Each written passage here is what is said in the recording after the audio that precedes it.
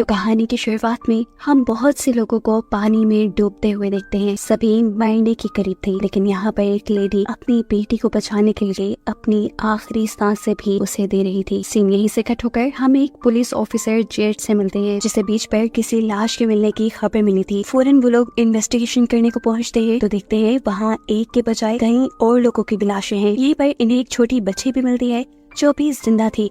जूड उसे रेस्क्यू कर लेता है। कुछ देर बाद पानी में से कुछ और जिंदा लोगों को भी बाहर निकाल लिया जाता है। जितने भी लोग पानी में डूबे थे, किसी के पास भी लाइफ जैकेट नहीं थी और ये चीज सबको थोड़ी अजीब लगती है। ये सब कहाँ से आए थे, किसी को कुछ पता नहीं था। जूड जब यही सवाल उस छोटी बच्ची से करता है तो लिया नाम की वो छोटी बच्ची बताती है कि मैं और मेरी मॉम फ्यूचर में होने वाली वॉर से भागकर यहाँ आए हैं। यानी कहानी में एक ट्विस्ट है। ये सब के सब लोग जो यहाँ बीच से निकाले जा रहे हैं, ये सब फ्यूचर से पास्ट में आए हैं। ये बात क्योंकि अभी एक छोटी बच्ची ने कही थी, इसीलिए कोई इसकी बात पे यकीन नहीं करता। यहाँ पर एक इन्वेस्टिगेशन टीम बुलाई जाती है जो सब लोगों से इन्वेस्टिगेशन करती है और इन्वेस्टिगेशन के दौरान कैलब नाम का एक सर्वाइवर इन लोगों को बताता है कि ये सच में फ्यूचर से पास्ट में आए हैं, फ्यूचर के इंसानों से बचते हुए, जिन्हें एपिक्स कहा जाता है। एपिक्स आम इंसानों से कहीं ज्यादा ताकतवर और कहीं ज्यादा ज़हीन है, क्योंकि जेनेटिक इंजीनियरिंग के जरिए उन सभी इंसानों को मॉडिफाई कर दिया गया है और फ्यूचर में जो आम इंसान है, एपिक्स उन सब लोगों को मार देना चाहते हैं। एक लड़की है ना यहाँ उन्हें बताती है कि वो और उसके डैड बहुत मुश्किल से काफी सारे चेक पॉइंट्स को पार करते हुए एक केव तक पहुँचे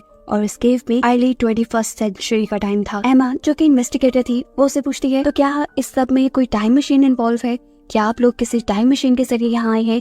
लेकिन इन सब लोगों के ना पे जवाब देने पर अब इन्वेस्टिगेटर्स का इनकी स्टोरीज पे बिलीव करना मुश्किल हो गया था। इन्वेस्टिगेटर एमा और जूड डिसाइड करते हैं कि वो इन सब की रिकॉर्डिंग को एनालाइज करेंगे। क्या ये सब झूठ कह रहे हैं या सच में ये लोग फ्यूचर से आए हैं? सीन कट होकर दोबारा हमें बीच का सीन दिखाया जाता है, जहाँ एक लड़की को एक फिशरमैन ने रेस्क्यू किया है। इस लड़की का नाम है रेस और यही हमारी कहानी की मेन कैरेक्टर है। यहाँ मौजूद सभी सर्वाइवर्स अब अपनी आगे आने वाली जिंदगी के लिए परेशान थे, जबकि कैलब तो अपनी इस नई जिंदगी के लिए शुक्र कर रहा था।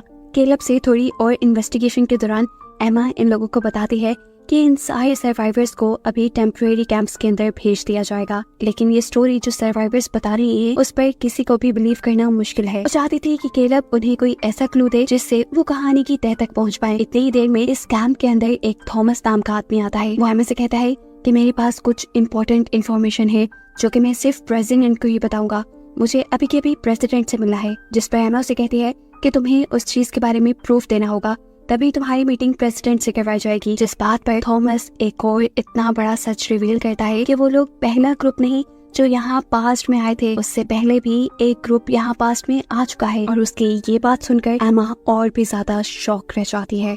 इनके अकॉर्डिंग ये लोग 108 साल पीछे आ चुके थे। सीन कट होकर हम रेस को देखते हैं जो किसी तरह चुपके से जूड की गाड़ी में आ बैठी थी। वो जिंदा थी, लेकिन अब उसे अपनी बेटी को ढूंढना था। उसे लग रहा था कि शायद उसकी बेटी ली मर चुकी है, इसीलिए वो जूड के सर पे गन पॉइंट करती है और उसे कहती है शराफत से मुझे वहाँ ले जाओ जहाँ तुम लोगों ने डेड बॉडीज को रखा है। जूड क्या भी करता, वो उसे वहाँ ले जाता है, लेकिन खुद वो गाड़ी से नहीं उतरता, ये कहते हुए कि उसके पास अंदर जाने की क्लियरेंस नहीं है। रेस अकेले ही उस जगह के अंदर जाते ही वो वहाँ की इलेक्ट्रिसिटी बंद कर देती है। हर तरफ अब अंधेरा हो रहा था। इसी अंधेरे का फायदा उठाते हुए चुपके से एक लाइट के जरिए रेस अपनी बेटी को इन डेड बॉडीज में ढूंढने लग गई। लेकिन उसकी बदकिस्मती कि यहाँ पर उसे सिक्योरिटी वालों ने देख लिया। इससे पहले सिक्योरिटी वाले उसे पकड़ नहीं थे, वो यहाँ अपनी अच्छी स्किल्स दिखाती है और इन दोनों को ही हराते हुए वहाँ मौजूद कांच की खिड़की तोड़ते हुए यहाँ से भागने में कामयाब हो जाती है। रेस की ये सारी स्किल्स सीसीटीवी फुटेज में एमा और उसके साथी देखकर इम्प्रेस हो चुके थे, जबकि जूड इस सब के लिए परेशान था। वो एमा से कहता है मुझे ये रेस ठीक नहीं लग रही, जिस पर एमा उसे कहती है अच्छा ठीक है, तुम इसे कभी दोबारा इंटरेक्ट मत करना। सीन कट होकर हमें दिखाया जाता है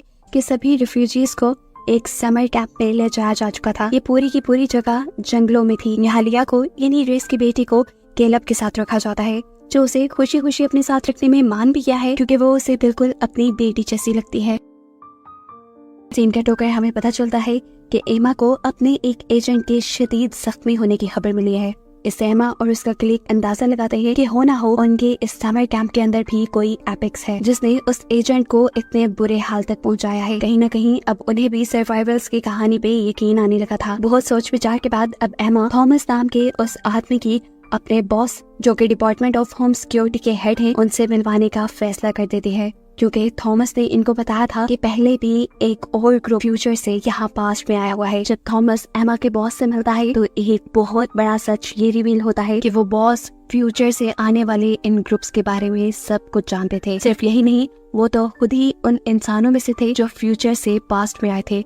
वो थॉमस से कहते हैं, तुमसे ज्यादा अरसा हो गया है मुझे यहाँ रहते हुए, मैं सब कुछ जानता हूँ। सीन कट होकर हमें जूड के घर का सीन दिखाया जाता है, जहाँ चुपके से रेस घुस आई थी। जूड उसे चोर समझते हुए उसके ऊपर गन दान चुका था, लेकिन यहाँ पर रेस उसे बताती है कि मेरा यहाँ आने का कोई गलत मकसद नहीं, मैं सिर्फ अपनी बेटी को ढूंढना चाहती हूँ और इस सब में उसे जूड की मदद की जरूरत है। जूड तैयार हो जाता है, लेकिन सिर्फ इस शर्त कि वो अपनी पूरी कहानी शुरू से आखिर तक जूड को बताएगी। जिसके बाद सीन्स यहीं से कट होकर फ्यूचर में चले जाते हैं। हमें पता चलता है कि रेस भी एक एपिक्स है, यानी एक सुपर ह्यूमन है। फ्यूचर में आम इंसानों को बहुत हकीर समझा जाता है, यहाँ तक कि बहुत से इंसानों को तो एपिक्स मार भी रहे थे। रेस इस टाइम एक ऐसे कैंप के अंदर जाती है जहाँ पे बहुत सारे इन्फेक्टेड इंसान है और अपने मरने की आखिरी घड़ियां गिन रहे हैं। एपिक्स यहाँ आने से नहीं डर रहे, क्योंकि वो इस वायरस से पहले से ही इम्यून है। इसी कैंप के अंदर रीस को एक बेबी मिलती है जो अभी तक इस इन्फेक्शन का शिकार नहीं हुई थी। ये बहुत ही प्यारी थी। रेस को उससे देखते ही एक अजीब सा प्यार हो गया, इसीलिए रेस यहाँ पर इस बेबी को उठा लेती है।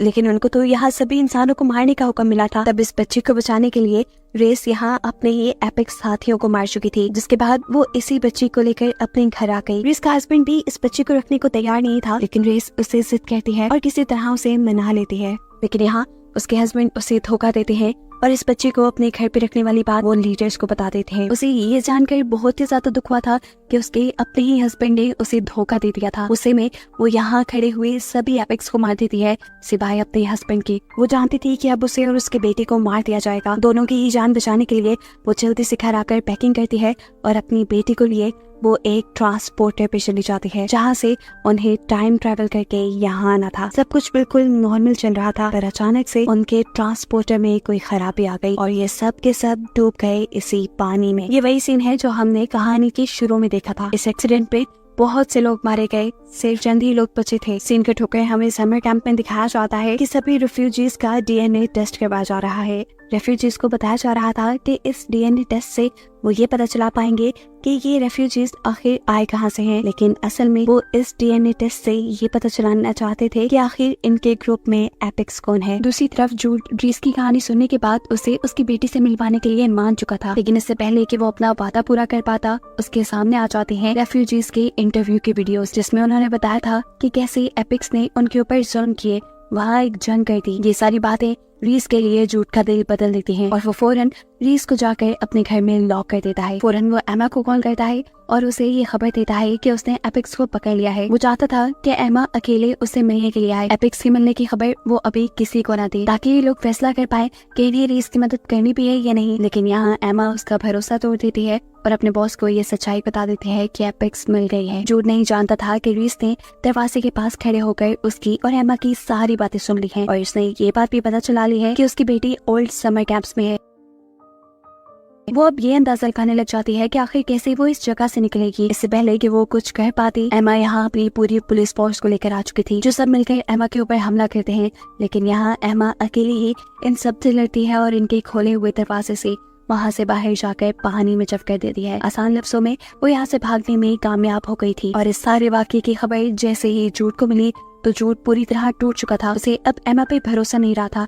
वो एमा को फोन करके बता भी देता है कि अब वो इस प्रोजेक्ट में और एमा का साथ नहीं दे पाएगा। ये कहते ही उसने फोन रख दिया। ये प्रोजेक्ट छोड़ने के बाद वो अपनी नॉर्मल लाइफ में वापस आ चुका था, जहाँ उसकी एक फैमिली थी, उसका एक बेटा था। रीस भी अब पानी से निकल कर एक स्टोर में आ जाती है, जहाँ आते ही उसने अपने ऊपर लगी हुई गोली का इलाज किया और फिर स्टोर के डोर पे एक खतरनाक मैसेज लिखते हुए वहाँ से भाग गई। दूसरी तरफ समर कैंप के अंदर हम दोबारा थॉमस से मिलते हैं, जिसकी एमा के बॉस से मीटिंग हो चुकी है। मार मार के उसने थॉमस को इस बात पे एग्री कर लिया था कि वो सच्चाई यहाँ किसी को भी नहीं बताएगा कि असल में बॉस भी फ्यूचर से आए हुए हैं। ना सिर्फ ये, वो तो थॉमस को अपनी मदद करने के लिए भी मना लेता है और उसे जिम्मेदारी देता है कि वो मेक श्योर करे कि सभी रेफ्यूजीज उनके ऑर्डर्स को फॉलो कर रहे हों। कैंप पे ही रेफ्यूजी हैना को कोई आदमी तंग करने लगा था। वो इस चीज से बहुत ज्यादा खौफ में आ चुकी थी। इसके बारे में वो यहाँ पुलिस ऑफिसर को भी बताती है, लेकिन पुलिस ऑफिसर उसकी बात पे ध्यान नहीं देते। वो इस कैंप से भागना चाहती थी, लेकिन जब कोई उसकी बात सुनने को तैयार नहीं होता तो वो पुलिसमैन की कार में छुप कर ही यहाँ से बाहर निकलने में कामयाब हो जाती है। सीन कट होकर हमें जंगल का सीन दिखाया जाता है,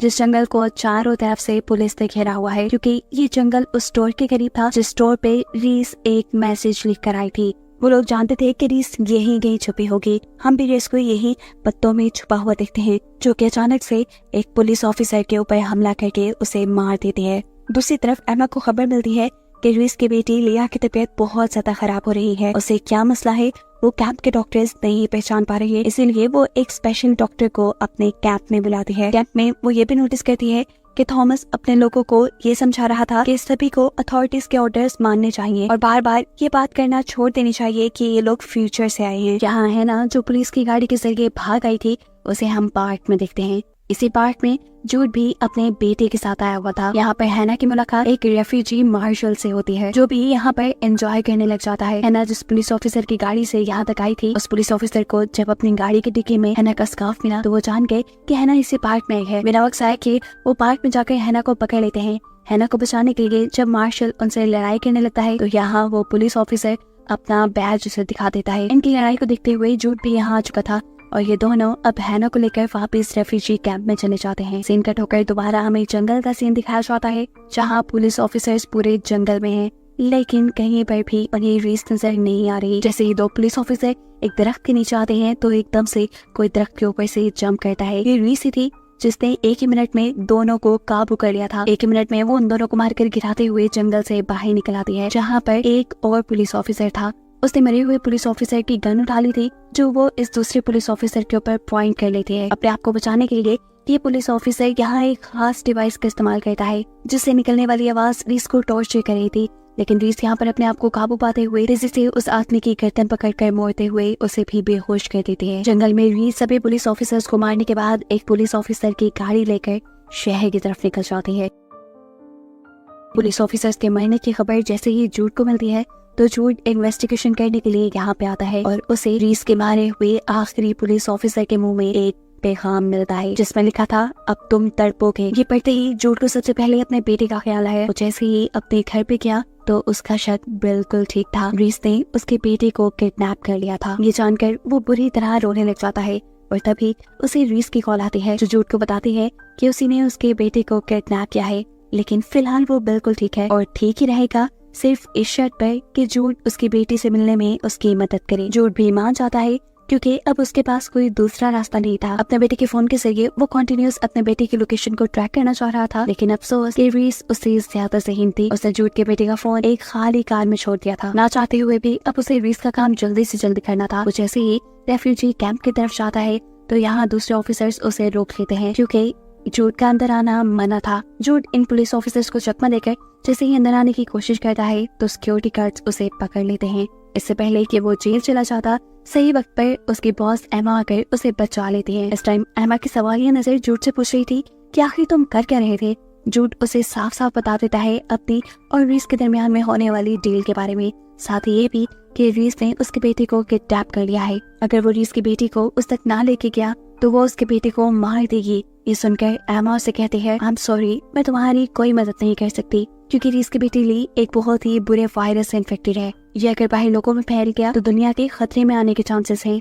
जूड खुद भी इस टाइम उस बच्चे को आइसोलेशन चैम्बर के अंदर देख रहा था। एमा यहाँ उसे सारी कंडीशन बताकर और ये कहकर चली जाती है कि तुम इसे यहाँ से नहीं ले जा सकते। उसके जाने के बाद जूड यही सारी बातें डॉक्टर से कंफर्म करता है और डॉक्टर को कहता है इस लड़की का यहाँ से लेकर जाना मेरे लिए बहुत जरूरी है।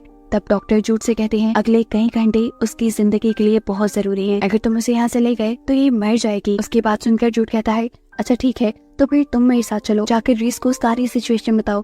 डॉक्टर जैसे ही इस बात से इनकार करते हैं तो जूड उन्हें ब्लैकमेल करने लग जाता है, ये कहते हुए कि वो इस बच्चे का आइसोलेशन चैम्बर तोड़ देंगे। ऐसे ना चाहते हुए भी डॉक्टर को उनके साथ जाना पड़ता है। जूड के यहाँ से निकलने की खबर जैसे ही एमा को हुई, उससे में एमा ने जूड को कॉल की। वो चाहती थी कि जूड डॉक्टर को लेकर फौरन से पहले कैंप वापस आ जाए, इससे पहले कि रीस उनके साथ कुछ बुरा कर दे। लेकिन जूड ये कहकर उसे इनकार कर देता है कि अगर वो रीस के पास ना गया तो उसके बेटे की जान खतरे में पड़ सकती है। एमा के साथ बात करते हुए जूड का फोन डॉक्टर पकड़ लेते हैं और एमा को बताते हैं कि अगर रीस यहाँ आ गई तो उसके खून से ली का इलाज करना और भी ज्यादा आसान हो जाएगा, क्योंकि वो एक एपिक्स है और उसके खून में इस वायरस की एंटीबॉडीज हैं। उसकी बात सुनते हुए एमा उसे जूड के साथ जाने की इजाजत तो दे देती है, लेकिन सिर्फ इस शर्त पे कि वो हर आधे घंटे बाद उसे अपडेट देगी। दूसरी तरफ हम देखते हैं कि रीस जूड के बेटे को लेकर फिशिंग पे गई थी, जहाँ जाने का उसे बहुत ही ज्यादा शौक था। इसीलिए ओलिवर यानी जूड का बेटा खुश भी था। वो रीस से पूछता है कि क्या तुम्हारा कोई बेटा या बेटी नहीं? रीस जवाब देती है, हाँ मेरी बेटी है, हम कुछ ही देर में उससे मिलेंगे। रास्ते में डॉक्टर और जूड रीस के बारे में ही बातें करते हुए जा रहे थे। डॉक्टर का मानना था कि रीस सिर्फ एवोल्यूशन की वजह से जेनेटिकली स्ट्रॉन्ग है, जबकि दूसरी तरफ जूड का मानना था कि नहीं, इन इंसानों को स्पेशल लड़ने के लिए ऐसा बनाया गया है, इसलिए रीस उनके लिए खतरनाक साबित हो सकती है। खैर ये लोग अब रीस के पास पहुंच जाते हैं। डॉक्टर रीस को जाकर सारा कुछ एक्सप्लेन करती है कि कैसे ली बीमार है और उसका बाहर निकलना सारी दुनिया को रिस्क में डाल सकता है। सारी बातें समझने के बावजूद भी रीस चाहती थी कि वो किसी तरह अपनी बेटी से मिले, लेकिन जूड उसे समझाता है कि ऐसा करना बहुत ही खतरनाक हो सकता है, तुम जेल भी जा सकते हो। जिस बात का जवाब डॉक्टर देती हैं और कहती हैं, ये सब तुम मुझ पे छोड़ दो, मैं किसी तरह रीस को कैंप के अंदर ले ही जाऊंगी। जूड तुम जाकर अपने बेटे को देखो। जूड भी फौरन उसकी बात मानकर अपने बेटे के पास जाता है।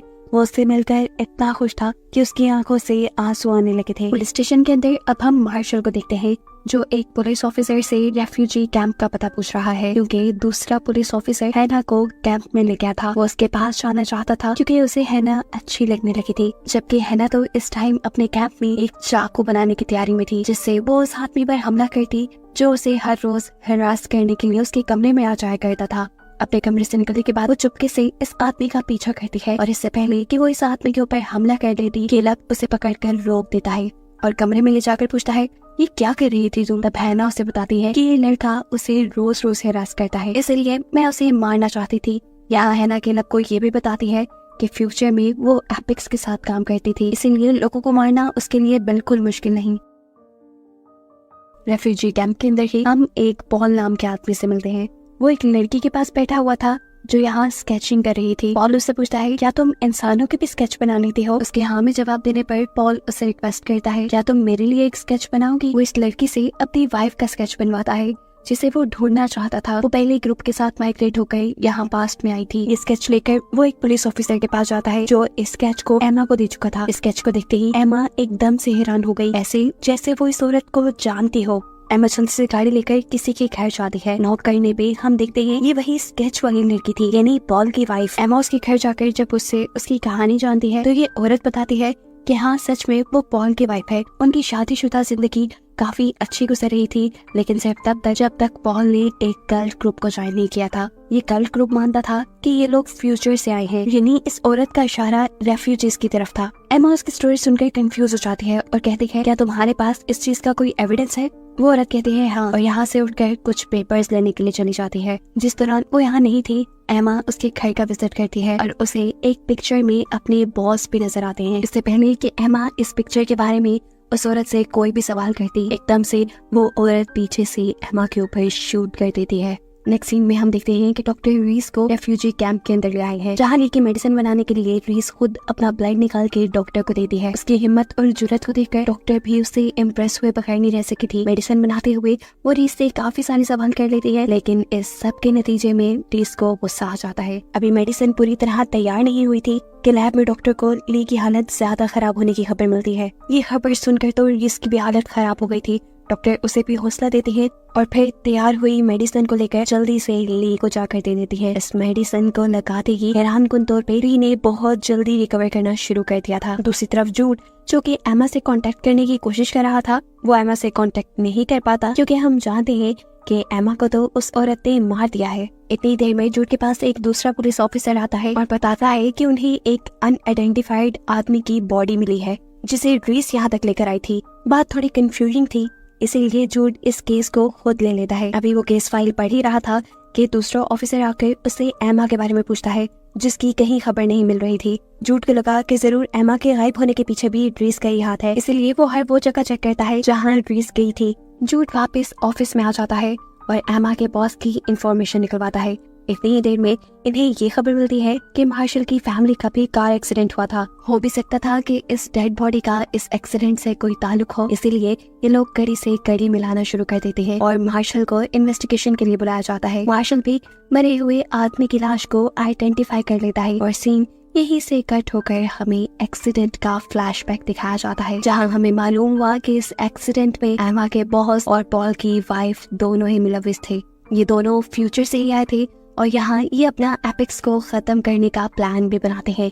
एमा के बॉस को भी प्रमोशन मिल चुकी थी, अब उनके लिए ये काम, उनका मिशन आसान हो जाता। पर तभी उन्हें मालूम होता है कि फ्यूचर से 47 और लोग यहाँ पास्ट में आ गए हैं। खैर सीन दोबारा प्रेजेंट में शिफ्ट होते हैं और रिफ्यूजी कैंप के अंदर हम डॉक्टर को देखते हैं। डॉक्टर से केलब की वाइफ यानी वो लड़की मिलने के लिए आई है जिसे यहाँ आने पर ली की मॉम बना दिया गया था। वो डॉक्टर से ली की हालत पूछती है तो डॉक्टर बताती है कि ली पहले से बहुत ज्यादा रिकवर कर चुकी है। ये सुनकर वो हैरान हो जाती है और डॉक्टर से पूछती है कि आपने रीस की हेल्प ली है ना? मैंने आपको बताया भी था वो एपिक्स है, बहुत खतरनाक है, या आपने क्या खरीद दिया? यहाँ डॉक्टर उसकी बातों पे ज्यादा ध्यान नहीं देती और खुद रीस की ब्लड से बनाए हुए मेडिसिन के साथ अपने ब्लड का रिएक्शन देखते हैं। माइक्रोस्कोप के नीचे वो ये देखकर हैरान थी कि उसके ब्लड में बहुत सारे पॉजिटिव चेंजेस आ रहे थे। खैर अभी के लिए वो रीस के पास जाती है और उसे उसकी बेटी की हालत के बारे में बताती है। वो रीस को लिया की फोटो भी दिखाती है और कहती है कि जल्द ही मैं कोशिश करूंगी कि लिया को हॉस्पिटल में एडमिट कर दिया जाए, वहाँ से तुम दोनों का भागना आसान हो जाएगा। इसके बाद रीस एक ऐसे आदमी के पास जाती है जिसके माफियाज के साथ बहुत सारे कनेक्शंस थे। वो चाहती थी कि इस आदमी के जरिए वो यहाँ रहने के लिए अपने और अपने बेटी के लीगल डॉक्यूमेंट्स बना ले। किलर का रीस को अपने बॉस के पास ले जाता है, जहाँ रीस जाकर उससे अपने मकसद की बात करती है। उसे लीगल डॉक्यूमेंट्स चाहिए थे जिसके बदले वो माफिया को पैसा भी देने वाली थी, लेकिन माफिया को रीस पे यकीन नहीं था। वो यहाँ अपने आदमियों के जरिए रीस को पकड़वाने ही वाला था, लेकिन रीस उल्टा उस आदमी को ही पकड़कर उसकी पिटाई करके बुरा हाल कर देती है और फिर माफिया के हेड से कहती है ये बैग खोलो। बैग के खोलने पे ये देखते हैं कि उसमें बाकी बहुत सारा पैसा था। सीन कट होकर दूसरी तरफ हम पुलिस ऑफिसर को एक ATM के पास देखते हैं जहाँ का पैसा चोरी हो चुका था। जाहिर सी बात थी, ये हम सबको ही समझ आ रहा था, ये पैसा किसी और ने नहीं बल्कि रीस ने ही चुराया था। दूसरी तरफ डॉक्टर और एमा के बॉस के दरमियान में मीटिंग होती है, जहाँ डॉक्टर उनको ये खुशखबरी देती है कि ली की हालत काफी अच्छी है, वो भी रीस की ब्लड की वजह से। डॉक्टर ने ये खबर उन्हें दे तो दी थी, लेकिन वो नहीं जानती थी कि ये अच्छी खबर उसी के ऊपर भारी पड़ जाएगी, क्योंकि बॉस उसे रीस और लिया के मिलाने की वजह से जॉब से निकाल देते हैं। ये सारी बातें जानकर डॉक्टर को बहुत ही ज्यादा गुस्सा आ रहा था। वो गुस्से में इस कैंप से बाहर निकल आती है। उसकी तबीयत भी खराब हो रही थी, जिसके चलते वो रीस को कॉल करती है। उसे अर्जेंट अपने लिए रीस का ब्लड सैंपल चाहिए था, लेकिन रीस ये देने से इनकार कर देती है क्योंकि उसे अपनी बेटी के अलावा किसी की परवाह नहीं थी। उसकी खुद गर्जी से झुंझलाकर डॉक्टर ने फोन साइड पे फेंका और इतने में ही सीवियर हार्ट अटैक आने की वजह से वो बेहोश हो गई, जिसके बाद उसे हॉस्पिटल में होश आया। सिंकट होकर हम रीस को देखते हैं जो अब वापस जाकर गैंगस्टर से कुछ वेपन्स खरीदती है जो नी को बचाने के मिशन में उसके काम आने वाले थे। जबकि दूसरी तरफ जूड एक मार्टिन नामी आदमी से मिलता है।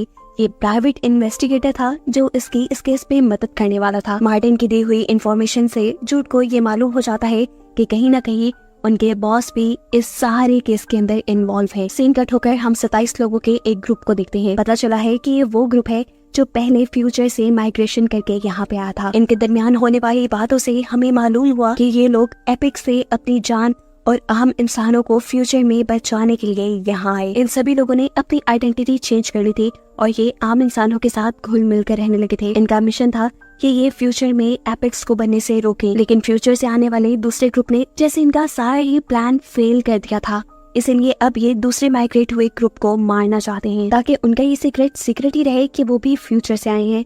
और इस चीज की शुरुआत पॉल की वाइफ अपने हस्बैंड को झांसा देकर मारने से कहती है, क्योंकि उसने ही अपनी वाइफ का सच सबसे पहले एमा को भी बता दिया था, जिसकी वजह से इस औरत को एमा का मर्डर करना पड़ा। पॉल को मारने से पहले पॉल की वाइफ उसे अपने बातों में लगाकर उससे एक ऐसी वीडियो भी बनवा चुकी थी जिसके जरिए वो लोगों तक ये झूठी खबर फैला दे कि ये लोग फ्यूचर से नहीं आए बल्कि ये एक कल्ट का हिस्सा है। ये वीडियो देखने के बाद जूड बुरी तरह कंफ्यूज हो गया था कि आखिर कहानी है क्या। उसे शक था कि ये वीडियो भी कहीं उसके बॉस ने ही तो नहीं बनवाई। वो ये सारी कहानी अब अपने बॉस के मुंह से ही सुनना चाहता था और उसके लिए अच्छा ये हो गया कि उसे उसका बॉस ऑन ड्यूटी रोड पे ही मिल गया। एक ऑफिसर जब बॉस से उनके कार के डॉक्यूमेंट्स मांगता है तो उनके पास डॉक्यूमेंट्स नहीं थे। तब जूड दूसरी तरफ से उनकी कार के पास आता है और उन्हें कार में से शराब की स्मेल आती है, यानी वो शराब पीकर ड्राइविंग कर रहे थे और ये दो एक जुर्म था। इसी जुर्म में वो बॉस को पकड़ लेते हैं। ये खबर जब मेयर को मिलती है तो मेयर जूड पे गुस्सा होती है और किसी भी कीमत पर उनके बॉस को रिलीज करने के ऑर्डर देती है। ये सब वो गैर कानूनी तौर पे कर रही थी, इसीलिए जूड भी उन्हें ब्लैकमेल कर सकता था। जूड उन्हें कहता है, रेफ्यूजीज के बारे में कुछ सोचा? वो कब आजादी से अपनी जिंदगी गुजार पाएंगे? अपने आप को छुड़वाने के लिए यहाँ उनके बॉस उसे कहते हैं, अच्छा ठीक है, मैं रेफ्यूजीज को एक दिन के लिए टाउन में घूमने की इजाजत दे देता हूँ। ये खबर सुनने के बाद जूड थोड़ा सेटिस्फाई तो हुआ था, लेकिन इसमें भी बहुत सी शर्तें थी। रेफ्यूजीज को ट्रैकिंग ब्रेसलेट पहनाकर यहाँ से निकाला जा रहा था। ली और हैना कैलेब की वाइफ के साथ पहले ग्रुप में यहाँ से बाहर टाउन में निकलने वाले थे।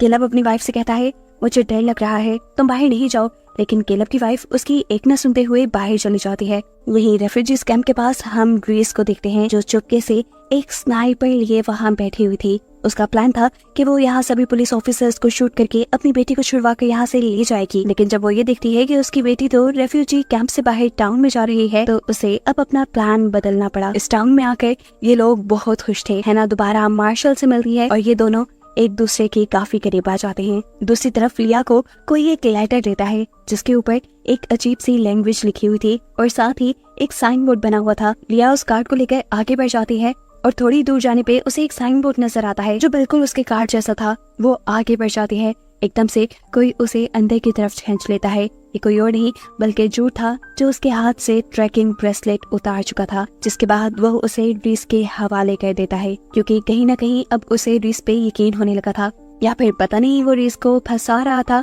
लेकिन अलबत्ता रीस फौरन ही अपनी बेटी को यहाँ से लेकर भाग जाती है। शहर से बहुत दूर ये लोग एक होटल में आ जाते हैं। इनके पास अब माफिया की तरफ से हासिल की हुई नई आइडेंटिटीज भी थी, जिसके जरिए ये लोग इस शहर में रह सकते थे। टाउन से बाहर पहुंचाने पर रीस को मालूम होता है कि ली के पास जो ट्रॉय था उसके अंदर भी एक ट्रैकर लगा हुआ था। ये बात उसके लिए काफी खतरनाक थी। वो इस ट्रॉय को इसी होटल में छोड़कर ली को लेकर जितना तेजी से हो सकता था यहाँ से भागती है, लेकिन रास्ते में उसका टायर ब्रस्ट हो जाता है। एकदम से उसके ऊपर फोर्सेस हमला कर देते हैं, जिसके नतीजे में रीस बेहोश हो चुकी थी, जबकि ली को इन लोगों ने पकड़ लिया था। यहाँ एक आदमी किसी को कॉल करके बताता है कि हमने अपना टारगेट कंप्लीट कर लिया है। रीस को जब होश आया तो उसने अपने आप को एक ऑपरेशन बोर्ड के ऊपर पाया। एमा का बॉस और पॉल की वाइफ दोनों ही उसके ऊपर नजर रखे हुए थे। वो एक डॉक्टर से उसका ऑपरेशन स्टार्ट करने को कहते हैं, लेकिन डॉक्टर ये कहते हुए ऑपरेशन करने से इनकार कर देता है कि इसका डीएनए निकालना उसकी जान को खतरे में डाल सकता है। अब डॉक्टर को तो ये लोग अपने मिशन की सच्चाई नहीं बता सकते थे, इसीलिए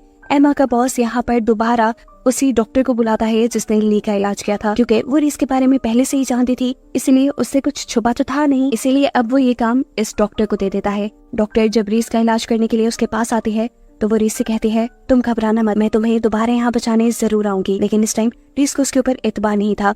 डॉक्टर ने फिलहाल एमा के बॉस का काम भी कर दिया था, जिसके बाद वो यहाँ से जाने लगी थी। लेकिन जाने से पहले बॉस उसका पूरा बैग चेक करते हैं, जिसके अंदर से उन्हें कुछ नहीं मिलता। बाहर जाने पे हम देखते हैं कि डॉक्टर ने रीस का ब्लड सैंपल चुरा लिया था, जिससे वो अपने लिए एक मेडिसिन बनाना चाहती थी। सीन कट होकर रेफ्यूजी कैंप में हम एक नोमी नाम की लड़की को देखते हैं। नोमी ने अपना पूरा का पूरा कमरा अजीबोगरीब राइटिंग से भरा हुआ था।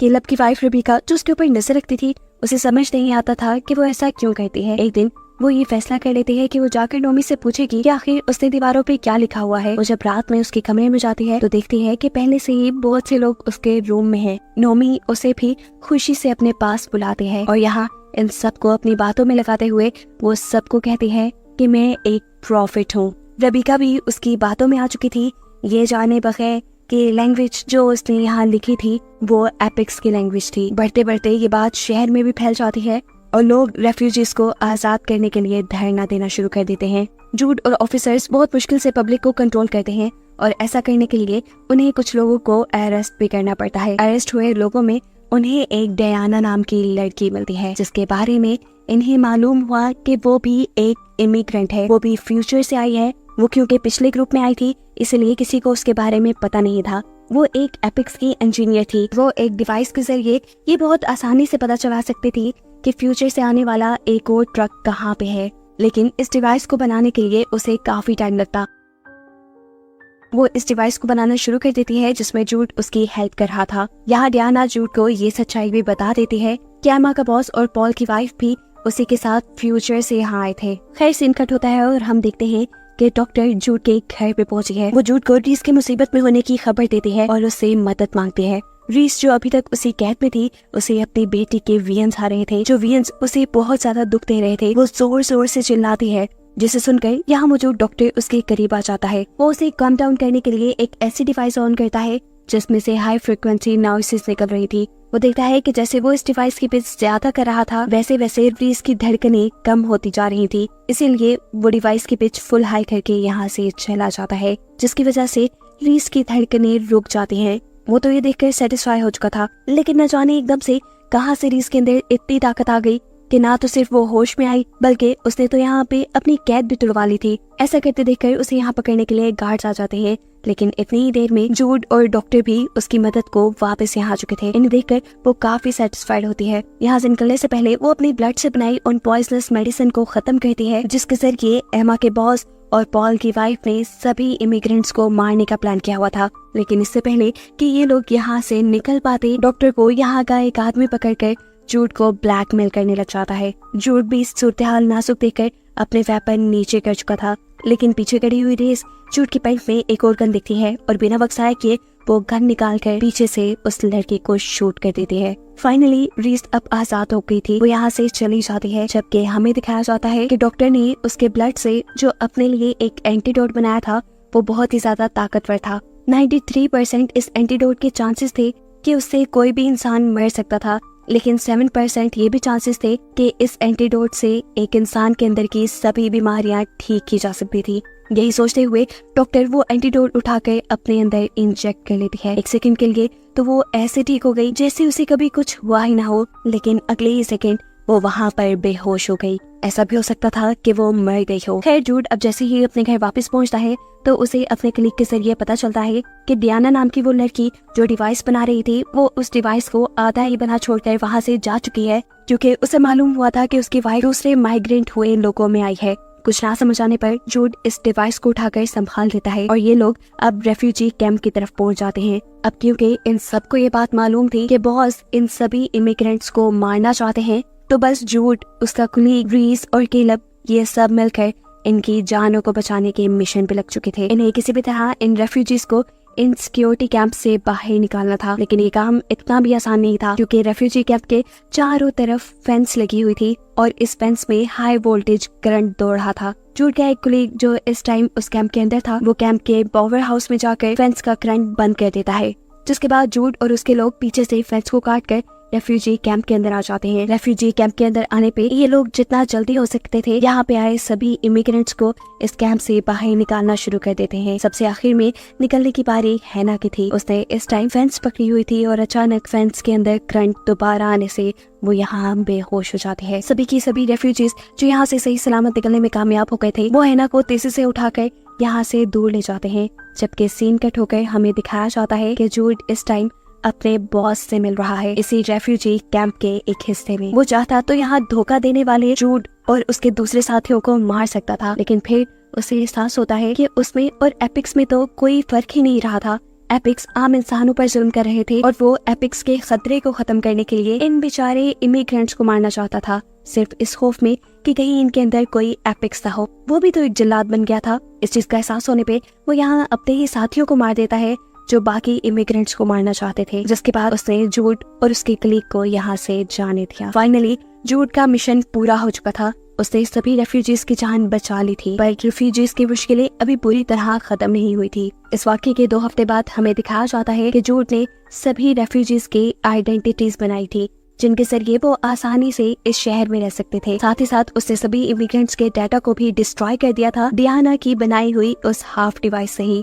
अब कोई भी कभी भी इन इमिग्रेंट्स को नहीं पहचान पाएगा। अब ये खबर जैसे ही गवर्नमेंट के पास पहुंचती है तो वो जूड और उसके साथियों को इन्वेस्टिगेशन के लिए बुला लेते हैं, लेकिन इन्वेस्टिगेशन के दौरान उन्हें ऐसा खास कोई सबूत नहीं मिलता जिससे वो ये पता चला पाए कि यहाँ कोई फ्यूचर से भी लोग आए थे और उनको जूड और उनके साथियों ने आजाद कर दिया था। कहानी के आखिरी सीन में हम देखते हैं कि केलब को अपनी गुमी हुई बेटी मिल चुकी है, जो यहाँ आम इंसानों के साथ बड़े मजे से रह रही थी और अब वो एक यूनिवर्सिटी स्टूडेंट थी। वो अपने डैड से पहले यहाँ माइग्रेशन करके इसलिए आई थी क्योंकि उसके अंदर एक्स्ट्रा ऑर्डिनरी एबिलिटीज थी, इसीलिए एपिक्स ने उन्हें कैद कर लिया था। इसके अलावा भी एक्स्ट्रा कैपेबिलिटीज किसी और के अंदर भी आई थी और ये कोई और नहीं बल्कि थी डॉक्टर, जिसने अपनी बॉडी के अंदर रीस के बनाए एंटीडोट का इंजेक्शन लगा लिया था। आज उसे काफी दिन के बाद होश आया था, वो भी एपिक्स की एबिलिटीज के साथ। वो यहाँ इतनी ताकतवर हो गई थी कि वो अपने लिए भेजे हुए दुश्मनों को मारकर इस हॉस्पिटल से भागने में कामयाब हो जाती है। और इसे दिखाते हुए ये सीजन यहीं खत्म हो जाता है।